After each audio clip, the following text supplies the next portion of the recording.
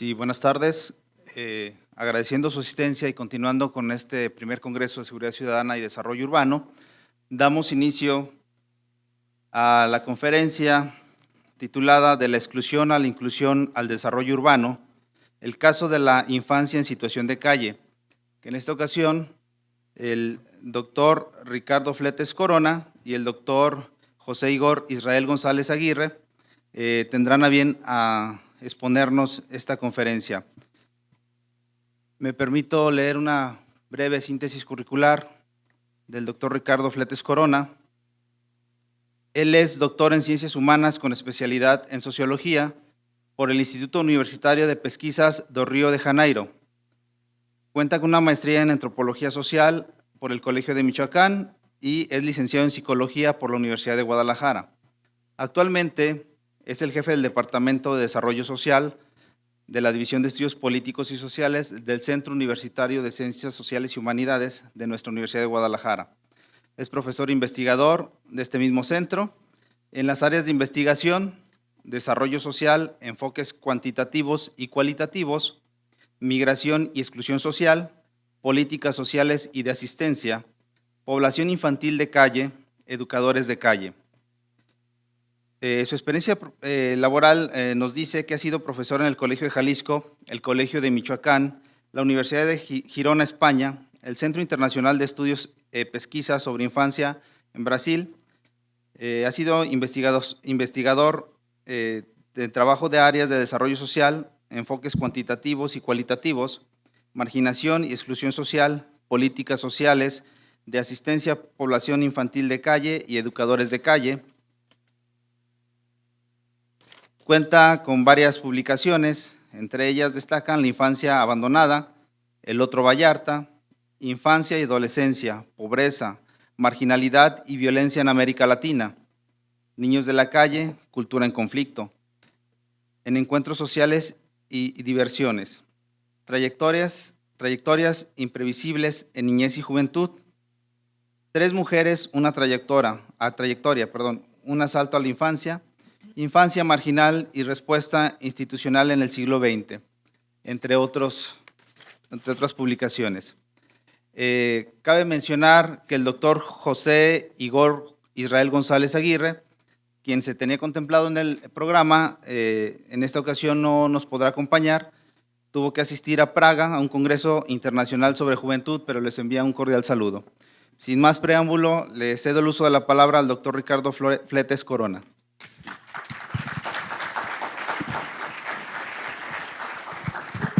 Pues muchas gracias, buenas tardes. Creo que obliga pues agradecer al comité organizador todo el esfuerzo, la invitación desde luego, pero sobre todo el esfuerzo al equipo que hace posible este evento, ¿no? Este primer Congreso de Seguridad Ciudadana y Desarrollo Urbano.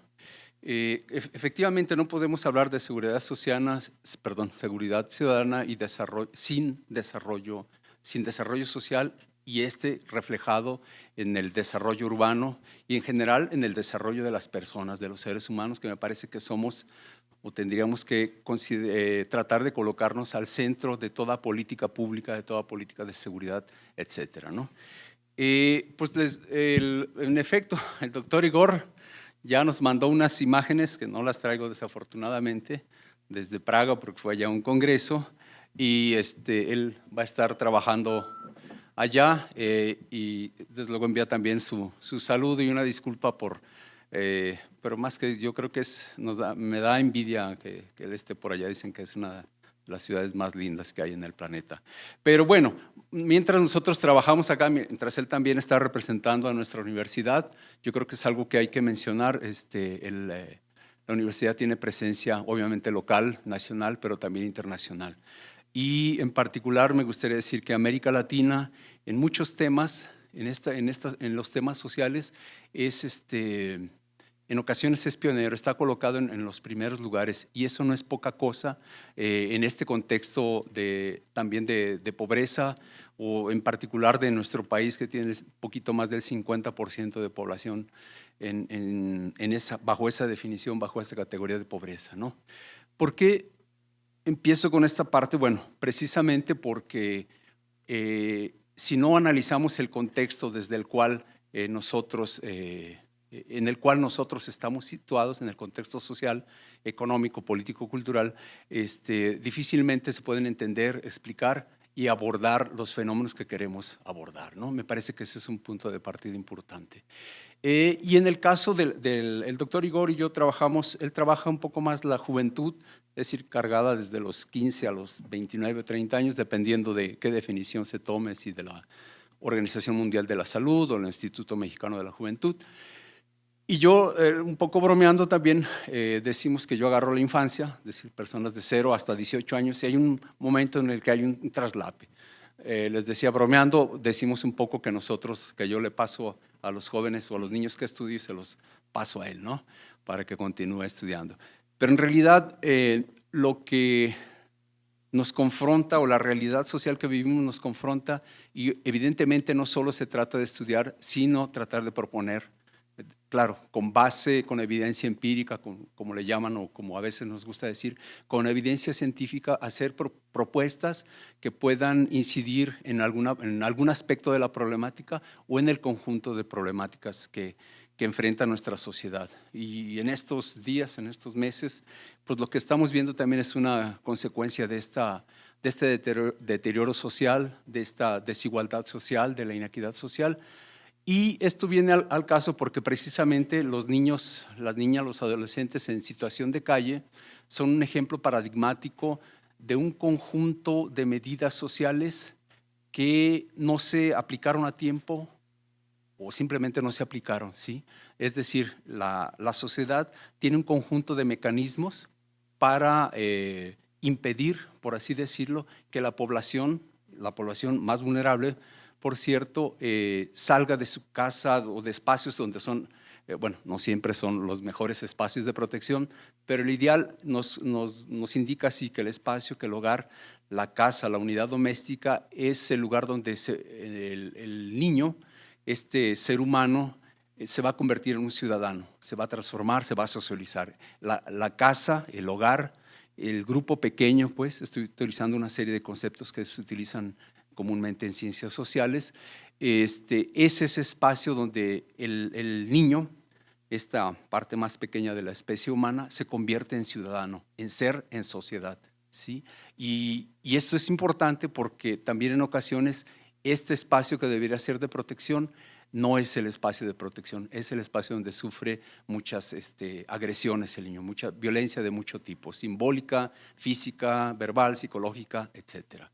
Y entonces les decía, estos espacios, estos lugares, estos mecanismos de contención que podrían empezar o deberían empezar en la familia, en la escuela, en el barrio, en la comunidad, o a través de instituciones sociales como el DIF u otros programas no gubernamentales, fallan.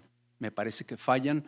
Cuando hay un niño en la calle, quiere decir o significa que los mecanismos de contención social, de apoyo y de protección fallaron, ¿sí? Bueno, la idea entonces, o mi idea es dar un poco la vuelta y no centrarme necesariamente en el fenómeno del niño de la calle, sino entender un poco el contexto y volver a él. Sí, mi idea es un poco eso, entender o definir un poquito esto de la exclusión social, tratar de quitar la mirada en el sujeto, en el niño, en el joven de la calle, y mirar más a la cuestión social. Bueno, precisamente por eso desde el área social estamos trabajando para tratar de descentrar la mirada, de descentrar la mirada al sujeto y centrarla en estos otros aspectos sociales, ¿sí? Porque creo yo que en la medida en que estemos mirando y por lo tanto dirigiéndonos o focalizando exclusivamente al niño, a la persona, al ciudadano que está en la calle, estamos dejando de hacer cosas en el resto del contexto social, que en realidad es el que genera, el que produce a esta población de calle. A ver si funciona. Ah, miren, sí funciona esto. Muy bien. Este es el peloncito. Bueno, es un chavo que algunos de ustedes, si trabajaron por acá hace algunos años, en Guadalajara, en el centro de la ciudad, ahí muy cerca, por Avenida La Paz y Calle Colón, muy cerca, 100 metros o tal vez menos de la Secretaría de Desarrollo Social, de la entonces Secretaría de Desarrollo Social. Había una casa deshabitada que le llamaban La Casona, y precisamente el Peloncito, pues ahí vivía, era uno de los habitantes, su cuerpo así frágil como se ve, me parece que es una evidencia. Y este claroscuro, perdón, déjenme decirle, esta fotografía es de se apellida Calderón. No es Calderón. No, es otro. Un fotógrafo freelance, grandote. Ahí los chavitos le decían el ojitos porque tenía unos lentes redonditos y ojos más o menos pequeños. A ver si ahorita me acuerdo de él. Luis Fernando Coronel. Dije Calderón, ¿verdad? No, Luis Fernando Coronel. Es que asocié el nombre de la calle Coronel Calderón. Es Luis Fernando Coronel, fotógrafo, por ahí anda, lo ven. Y le decían el ojitos estos niños, y esa es una fotografía de él. Y él me parece que tomó esa imagen que refleja muy bien esta parte oscura, digamos, de la sociedad, ¿no? La pregunta es si ese niño, ¿qué significa ese niño, pues, ese adolescente? Les decía que ya no es un problema, era el Peloncito, murió, tenía SIDA, la adquirió, no sabemos exactamente dónde, ahí cayó en ese lugar donde se reunían con un grupo de niños, tenían prácticas sexuales, él entró en un programa del Hospital Civil que atiende en lo que se llama un protocolo de investigación, a partir del cual les daban toda la serie de medicina pues, que tenían, que son necesarios para que ellos vivan más tiempo y mejor. Y este Peloncito agarraba, molía las pastillas y las vendía como polvo de alguna otra cosa, o las cambiaba por Tonsol, etcétera, etcétera. Obviamente falleció. El problema es que cuando uno es excluido, incluso en la muerte hay problemas, ¿no? Su hermana que llegó, no, sí era una hermana de él que llegó a tratar a identificarlo, luego no, pues lo quería llevar, ¿no? Sí es mi hermano, decía, y pues dénmelo, pues no te los dan así nada más, ¿no? Luego pues se lo dieron después de un buen rato, de varios días que tuvo que regresar a su ciudad, no eran de aquí, y bueno, es decir, incluso en la muerte, este tipo de niños, que uno puede decir como trazar la trayectoria, es pobre, sí, de familia pues más o menos numerosa, sí, de padre, más bien de padrastro, el padre, esta costumbre que tenemos de aventar hijos y luego irnos a aventar más a otro lado con otra mujer, ir dejando por ahí regados. Y estas son algunas de las consecuencias. Es como un tipo ideal, digamos, en ese sentido de caracterización de un niño pobre, es marginado y luego excluido, ¿no? Va como en todo ese proceso, a lo cual contribuye también su adicción a las drogas, etcétera, etcétera, ¿no? Pero imagínense que este chamaco en esa edad, en esa época de 14 años, me parece, ¿qué tuvo que pasar? ¿Cuál fue la trayectoria de su vida? Que a mí me parecería injusto decir que él es el culpable de su situación. Quizá una parte sí, ¿no? Pero me parece que él es como un producto social, así neto, pues. Y bueno, ahí fallaron, o fallamos, en realidad fallamos, al momento que por lo menos que nosotros lo contactamos, pues ya era adicto, cambiaba Tonsol o su propio cuerpo por Tonsol, por un frasquito, por una vainilla de Tonsol. Quienes no sepan por ahí, pregunten, algunos compañeros deben tener experiencia en qué es una vainilla de Tonsol para hacer su mona y darse unos toques de Tonsol que eliminan el hambre, es como una especie de sedante. Nomás deben hacer las inspiraciones despacito porque si no les arde la garganta, me han dicho. Bueno, perdón, pero a veces estos temas que sí son duros, difíciles, que implican todo un drama y sufrimiento humano, pues a veces tenemos ese humor negro para enfrentarlos, porque duelen, en realidad sí molestan. Y bueno, ahorita me estoy acordando de algunas cosas con él, graciosas, curiosas, y él, yo no sé si decir en estos días que murió feliz, a gusto, pero murió drogado, digamos, ¿sí? Y no le supimos llegar y no supimos sacarlo de ese mundo. Bueno, ese es el ejemplo, el drama humano. Aquí vamos a pasar a una serie de definiciones, algunos datos, y me gusta ese juego pues entre la parte cualitativa y cuantitativa, en donde podemos, digamos, mostrar, vimos este sujeto, el peloncito, esta persona, este pequeño ciudadano, le decía yo. Y entonces yo creo que actualmente estamos viviendo esta que suena a una paradoja, a una contradicción, la inclusión excluyente. De hecho, el peloncito pues, es un ejemplo de que está incluido dentro de la sociedad, ¿no? Es difícil que alguno de nosotros vivamos fuera de la sociedad, fuera del ámbito social, pero estamos incluidos de una manera excluida, marginal, estigmatizada, ¿no? Y aun cuando sea una contradicción decir que algunos niños, niñas, jóvenes, adultos y adultos mayores están incluidos de manera excluyente, yo creo que hay que reconocer y partir de varios hechos, ¿no? Esto lo discutíamos con el doctor Igor. Bueno, el trabajo lo hicimos, él y yo lo preparamos y lo consensamos y expusimos esto. Pues. El 50% de la población mexicana está ubicada en la categoría de pobre. Los niños, o sea que son como el 34-35% de la población del total de los 112 millones de mexicanos, el 53% de la población infantil es población pobre. Es decir, hay 21 millones, creo que son 21.6 millones de niños que viven en condiciones de pobreza.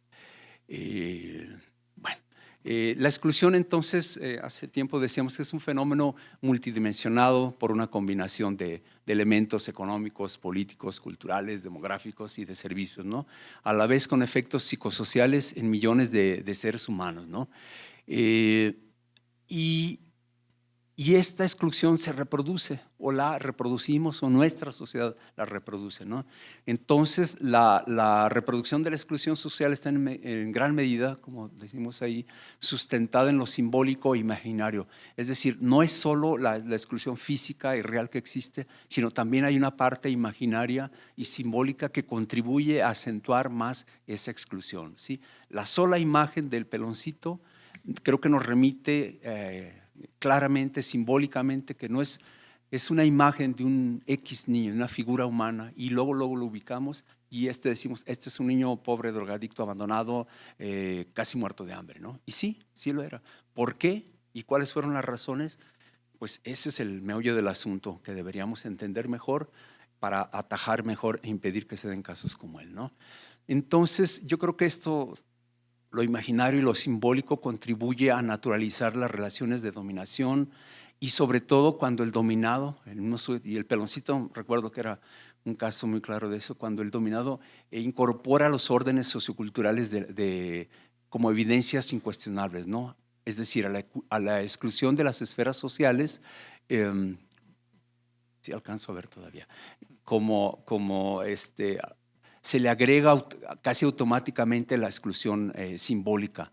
Sí, al ser subvalorados y estigmatizados los propios niños a las personas, ¿no? Lo cual acentúa y hace más fuerte el carácter excluyente de la sociedad. Es decir, hay una exclusión también física, un retiro hacia ciertos espacios y lugares. Algunos autores llaman, estas personas viven en no lugares. Como ese lote baldío, esa casona abandonada, es algún ejemplo de un no lugar, ¿no? Es un lugar que existe, sí, pero el que socialmente ya tiene un estigma, ¿sí? Bueno, también, bueno, una, digamos, pequeña reflexión. Sostenemos, pues, el doctor Igor y yo, que las condiciones de exclusión social generan estas poblaciones que son objeto de nuestra atención. Y sobre ellas se puede decir que la exclusión, entonces, en esta lógica que he tratado de enunciar, es un síntoma social y no es la causa. En términos generales, sus orígenes, el origen de la exclusión están en el pasado, en una parte histórica y fuera de ellas mismas, ¿no? Esto es en las condiciones histórico-sociales, ¿no? Y eso se ve en los sujetos, ¿no? El caso del peloncito, digamos, aunque sea una persona que falleció como a los 16 años, digamos, uno puede decir que, ay, eso, una persona de 16 años no hace una historia. Pues sí, pues se hace una historia, ¿no? Y él es un ejemplo de otros grupos sociales que también han vivido ese proceso, ¿no? Bueno, tales condiciones de exclusión privan, se dan en la sociedad contemporánea y son impulsadas por ella misma, la misma sociedad genera estas condiciones, pero parecería en algunas, cuando uno ve ciertas políticas públicas, ciertas políticas sociales, parece que no queremos ver esas condiciones, ¿no? Ni atender. Entonces nos vamos a los sujetos y no a las causas que los producen, ¿sí? Entonces o incluso cuando uno lo ve pues en los programas de atención de este país o de esta ciudad y de otros países, uno ve esto que se llama, hay algún autor que se llama Raymond Boudon, él considera a las acciones que uno realiza para atender alguna problemática, pero que no se consigue el efecto deseado, sino a veces se consigue un efecto diferente o incluso contrario al buscado, es lo que ese autor Raymond Boudon llama efectos perversos, ¿sí? Es decir, a veces queremos, por ejemplo, el caso de la atención a niños de la calle, muchos de los programas lo que han conseguido es arraigar al niño en la calle, ¿sí? E incluso asumirse, yo soy de calle, yo tengo derecho a que usted me dé una despensa y taca, taca, taca. Híjole, y yo se supone que estoy, y con mi programa o con mis programas estoy tratando de que ese niño se desarraigue de la calle, salga de la calle, y al contrario parece que estoy contribuyendo a que se instale ahí. Eso es precisamente un ejemplo de efectos perversos desde la perspectiva de Raymond Boudon. Bueno, en este sentido, las distintas formas de exclusión social, y entre ellas las expresiones, pues como pueden ser niñas y niños adolescentes en situación de calle, existen porque existen las condiciones sociales para su aparición, difusión y permanencia, ¿sí? Y entonces la conclusión de estas reflexiones es, mientras las políticas existenciales y sociales tengan como foco de atención a los pobres, a los marginados, a los excluidos, y se dirijan exclusivamente a ellos, pues ellos van a continuar, van a seguir existiendo, ¿no? Sí hay que atenderlos. Ya hace tiempo era más crítico de los programas de asistencia social y etcétera, ¿no? Pero cuando estás en el trabajo de campo, cuando estás con ellos y cuando llega la despensa, eso significa comer o no comer, es la diferencia entre comer o no comer 1, 2, 3, 4 días, ¿no? Y de pilón llega y luego abren las latas de atún o el arroz, lo preparan y te invitan a comer. Y dices, no, pues, ¿cómo pues? No, se te da cierto sentimiento de culpa y no, te empujan a que comas, ¿no? De lo poco que tienen lo comparten contigo. Y es decir, les comento esto porque decía que yo era muy crítico a estas cuestiones de la asistencia que derivan luego en asistencialismo, pero sí creo que debe existir la asistencia mientras existan personas que requieren de eso, ¿no? De comer o de cosas de sobrevivencia, de nutrición básica, ¿no? De otra manera, pues hay un efecto mayor, un impacto en su desarrollo, en particular de los niños, ¿no? En su sano desarrollo, pues.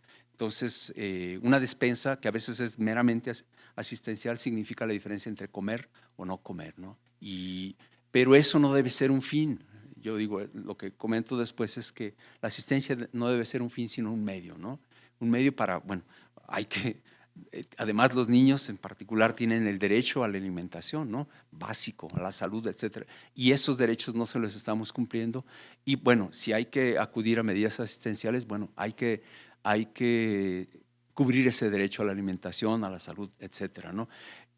Pero ese no debe ser el fin, sino debe ser un medio.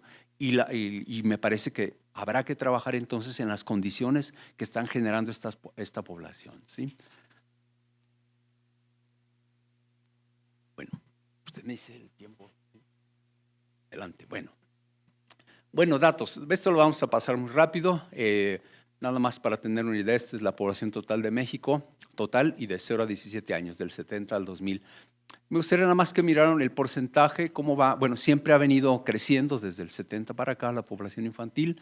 Pasa en términos porcentuales del 52 al 34% en este último censo. En el 2020 va a ser la primera ocasión en la historia de este país que la población infantil en realidad se va a reducir en términos de números absolutos. Y es la primera vez que va a ser menos que la década anterior. Eso es bien importante. Bueno, en el país nosotros decimos, quienes trabajamos con infancia, decimos, tenemos 39.226.744 razones para luchar, para trabajar por la infancia, ¿sí? Más los que se hayan acumulado en estos años.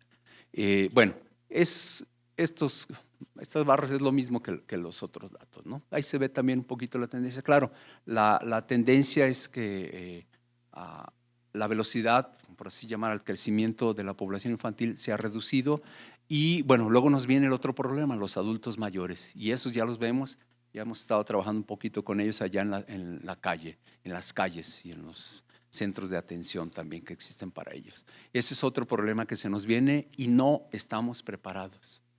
Y la universidad creo que tiene que hacer una tarea importante para atenderlos, ¿no?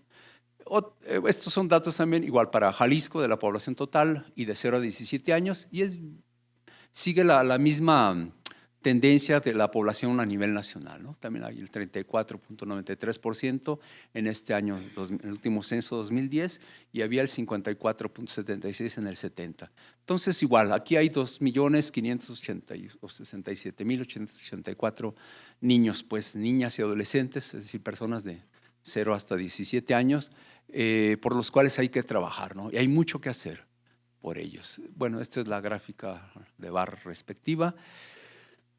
¿Y dónde están concentrados? Nosotros creo que nos quejamos de que todo se concentra ya en el DF y que es un país centralista y no sé qué, pero como dicen los chavos, hola, ¿con quién te peina? Dicen así.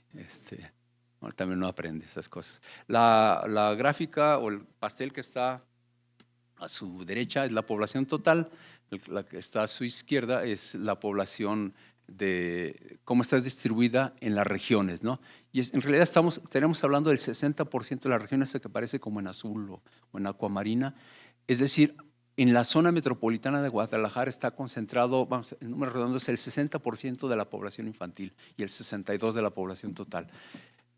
Entonces, para algunos políticos dicen, qué bien, pues entonces mi energía la dedico a la zona metropolitana y pues ya la atiendo, ¿no? Ahí mis mensajes llegan ahí. Sí, a lo mejor políticamente en esos términos de publicidad y difusión puede sonar interesante, pero lo que sucede es que cuando concentras a mucha población en un espacio, pues surgen las carencias y los problemas y la incapacidad de atender a todas las personas, ¿no? Entonces, ¿dónde está esta población? Bueno, es importante tenerlo en cuenta para luego poder atender dirigir las acciones, digamos, como en esa misma proporción. Pero los programas de atención a población infantil, los programas programas existentes, yo creo que el 80% están concentrados en la zona metropolitana de Guadalajara. Entonces, hay un desbalance en eso, ¿no? Claro, es más cómodo tener un trabajo de atención a niños aquí en la ciudad que allá en el Q-Norte o en Colotlán, etcétera, ¿no? Y simplemente este gráfico para la distribución geográfica de la población me parece que debería impulsar un programa agresivísimo de redistribución, redensificación de la población, ¿no?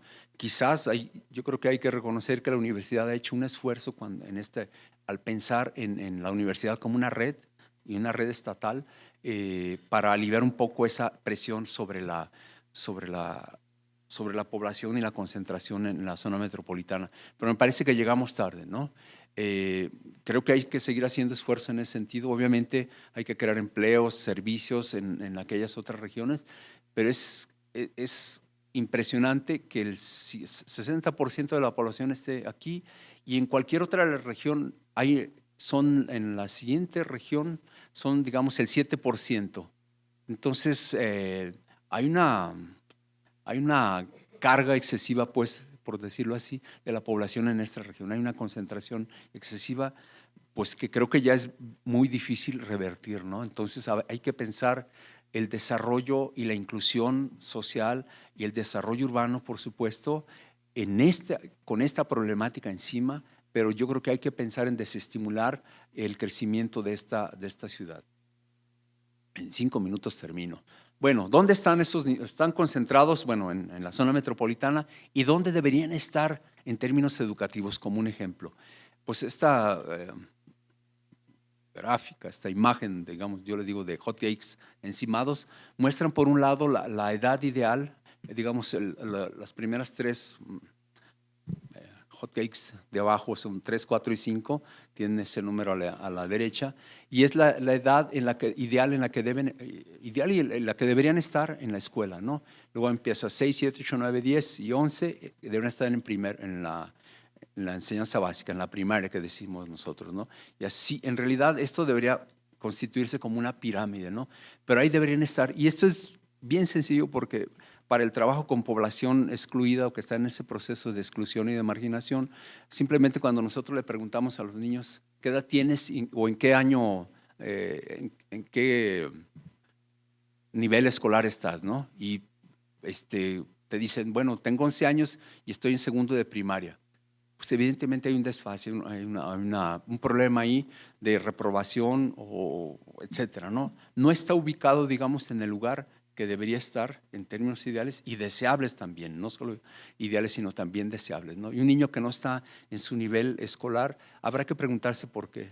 Y me parece que este es una especie, del en qué año están, en su grado, en qué grado escolar están cursando, y combinarlo con la edad me parece que es un indicador bien sencillo, elemental, y que nos puede servir como marcador de que hay un problema con ese niño. O seguramente puede haber un problema ahí, ¿no? Y deberíamos estar más atentos a eso, ¿no?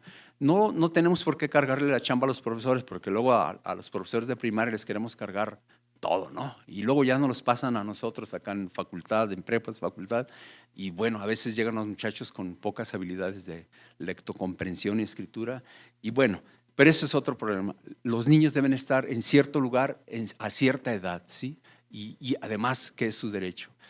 Este es un ejercicio que hicimos hace tiempo con datos de población inscrita en la escuela, combinándolo con la edad, con la población que hay de esos grupos de 3, 4, 5, 6, 7 años hasta los 17. Y lo que es impresionante, obsérvese cuando salen de primaria, que son los 11 o 12 años, la caída que hay de la población inscrita, ¿sí? en la escuela. Digamos, se cae hasta el 39% a los 17 años, que deberían estar en la educación media superior, y eso ya aumentó un poco, ¿no? Ya subió un poco, pero la caída es dramática a partir de la secundaria, y cuando inician a la prepa es la edad, es el más alto nivel de deserción que hay en el sistema escolar mexicano. Bueno, eso se va a quedar aquí para que lo consulten con más calma, pero me parece que es un gráfico trágico, diríamos. ¿Y dónde están estos chavos? Pues los que, si no están en la escuela, ¿dónde van a estar? O ya agarraron para el norte, o ya migraron a otro lugar, o están ahí en San Juan de Dios vendiendo, y luego ya ven los problemas que luego suceden. Están en un lugar, digamos, donde idealmente no deberían de estar. Bueno, no se ven muy bien los números. Bueno, yo no los veo muy hasta allá, pero creo que acá se ven mejor. Bueno, hemos participado en varios estudios, o le hemos llamado diagnóstico situacional de población que trabaja en calle. Este es un estudio que hicimos en 19 municipios, me parece, de la zona, sí, de la… es el concentrado nada más de los municipios de la zona metropolitana de Guadalajara, pero de un estudio que hicimos en 19 municipios, en realidad cabeceras municipales de Jalisco. Y estos son los que hay aquí en El Salto, Guadalajara, Tlajomulco, pues qué más, ¿verdad? Tonalá, Zapopan y nada más. Y entonces, a donde quería llamar la atención es un conteo, no es un censo, ¿sí? Y esos porcentajes y esa cantidad de niños y de niñas salieron, ¿no? El 30% de población femenina contra el 60 y tantos por ciento de población masculina. Pero cuando empecé a trabajar en estas cosas allá hace muchos años, por los 80 y tantos, la proporción de niños, de niños y de niñas era…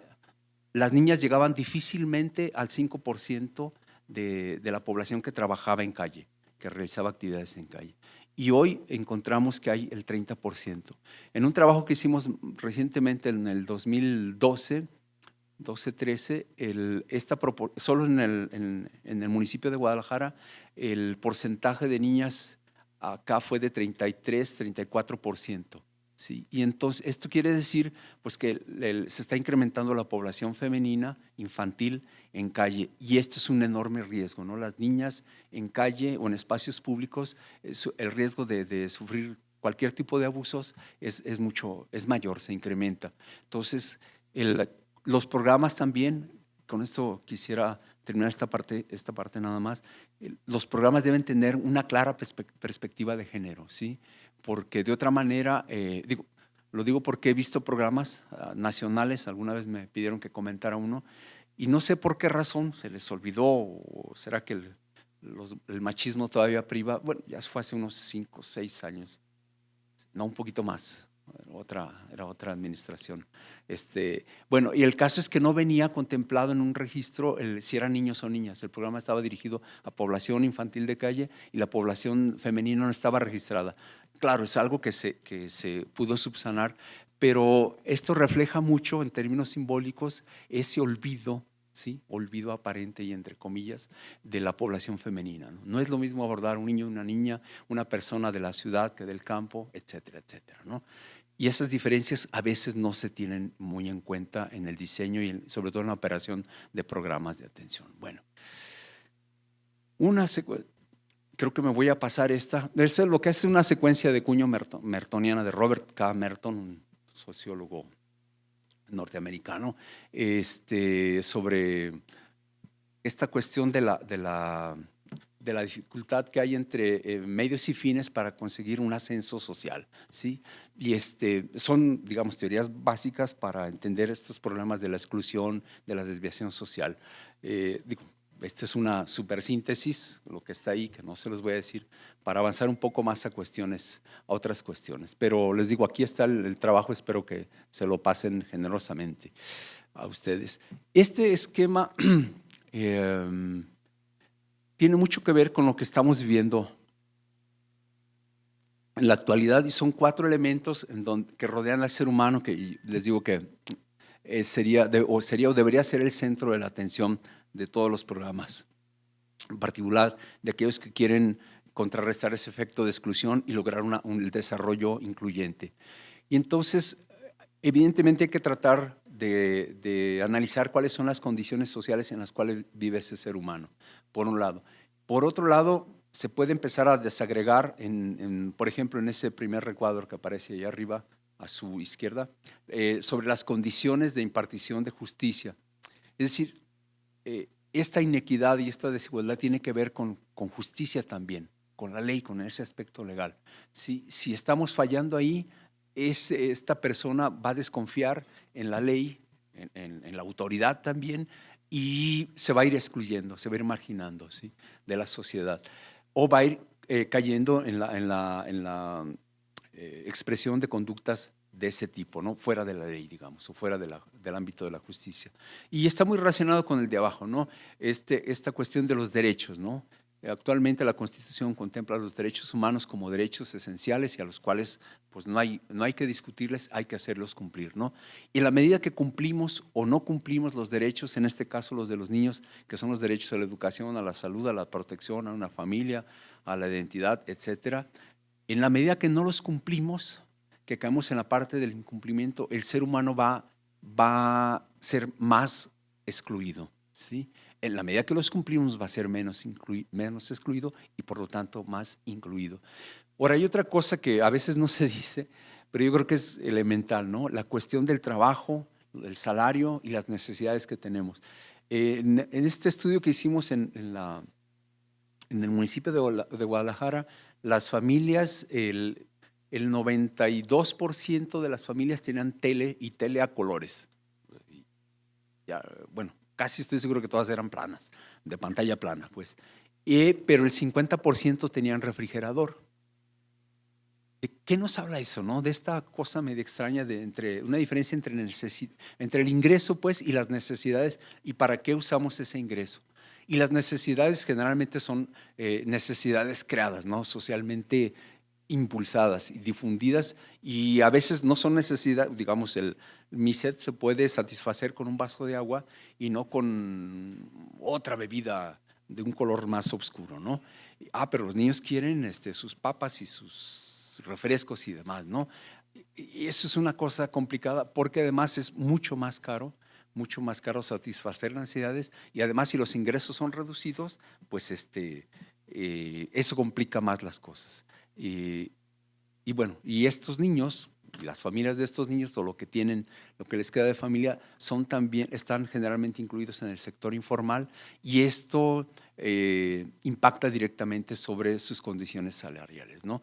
En la medida que el salario ajusta, o bueno, como dice la Constitución, para educación, vivienda, vestido, diversión y demás, para 5 personas, que eso debería ser el salario, debería ajustar el salario mínimo, y aquí se hacen, en este centro universitario, se hacen estudios muy buenos de canasta básica y lo que se requiere, pues entonces, en la medida que nuestro salario no ajusta para satisfacer las necesidades, pues entonces esto contribuye a estas condiciones sociales de exclusión, ¿sí?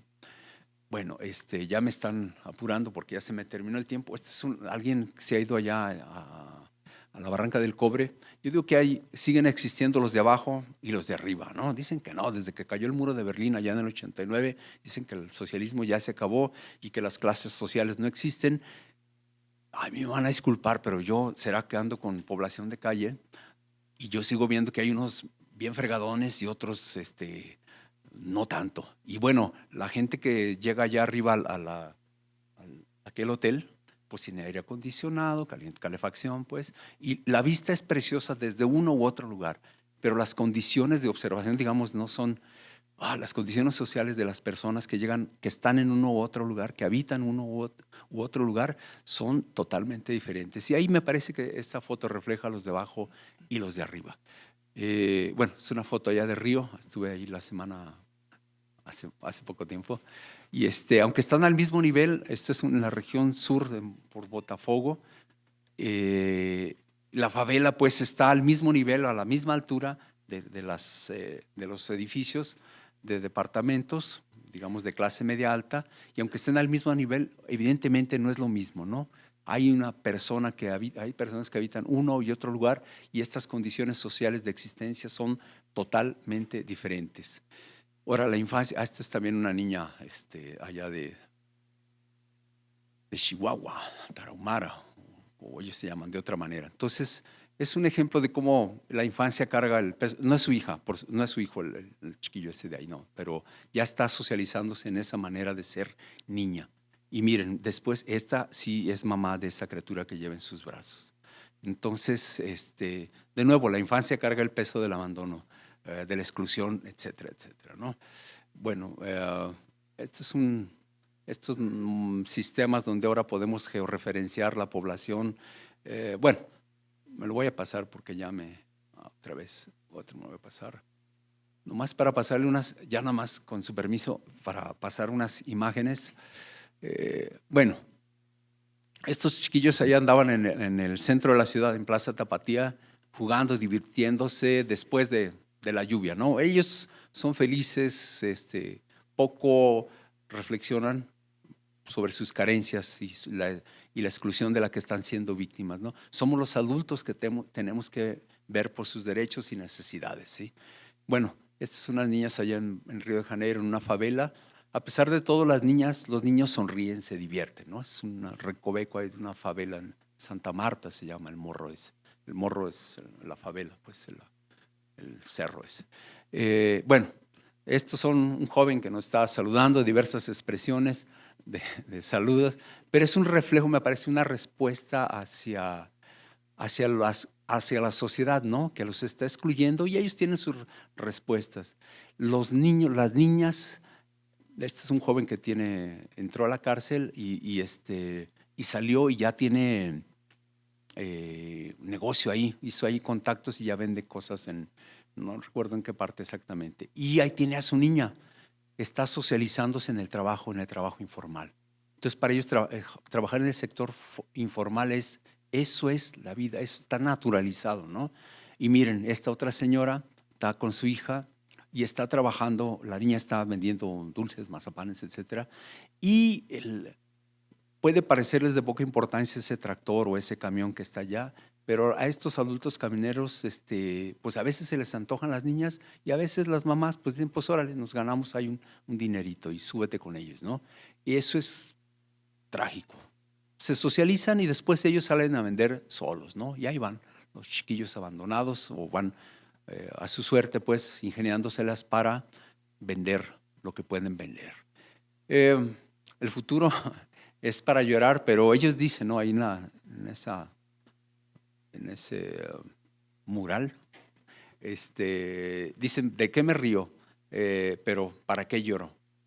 Entonces, hay una manera de enfrentar, es un mecanismo como para enfrentar esa exclusión que viven, que padecen cotidianamente en su vida diaria y digamos, ya están esa banda, son fotos que tomó Igor con unos grupos, me parece que en Santa Chila o en Santa Cecilia o en Oblatos, me parece. Y bueno, ahí están expresándose de distintas maneras. Esta figura me interesa por el niño, el más pequeño, ¿no?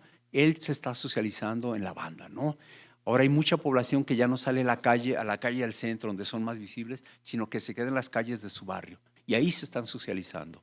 Y ahí los grupos organizados de la delincuencia organizada o no tan organizada van y lo están tratando de cooptar, ¿no?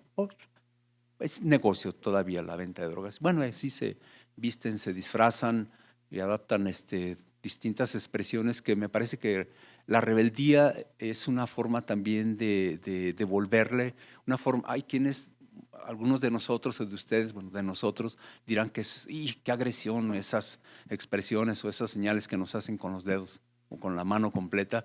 Y sí, pero es como una reacción a la agresión de la cual son víctimas, ¿no?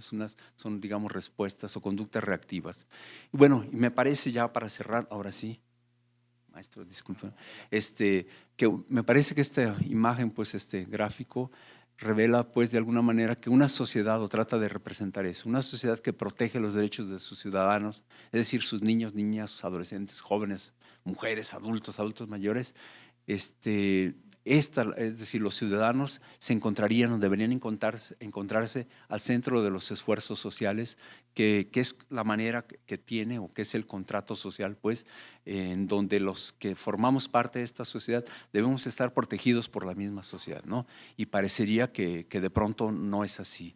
Y la exclusión, la marginación y la exclusión son una evidencia, pues, de que la sociedad, nosotros mismos, no estamos haciendo lo suficiente para generar un desarrollo, digamos, un desarrollo incluyente. Bueno, aquí le paro. Gracias.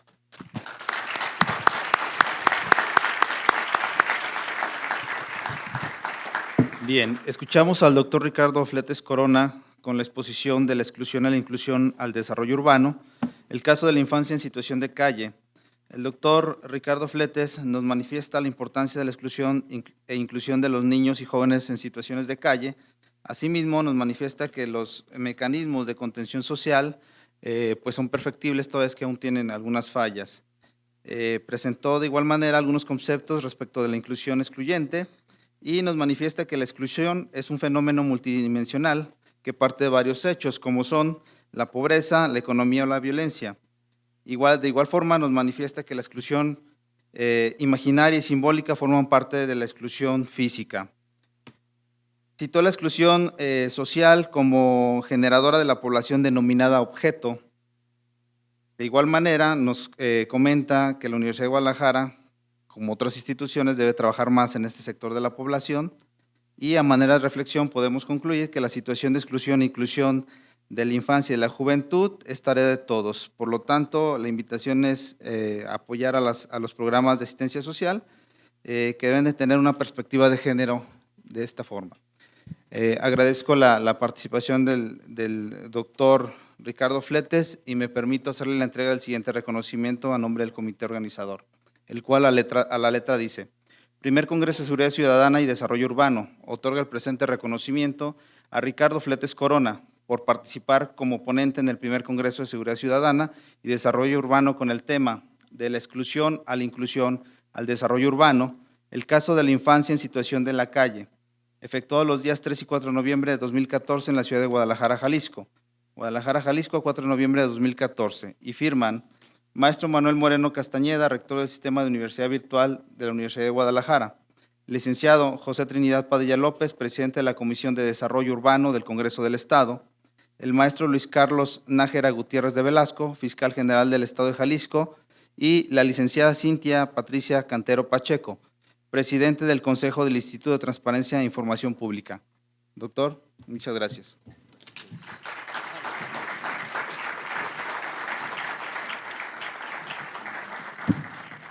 Les pedimos continuar en su lugar con la siguiente ponencia. En un momento damos inicio. Gracias.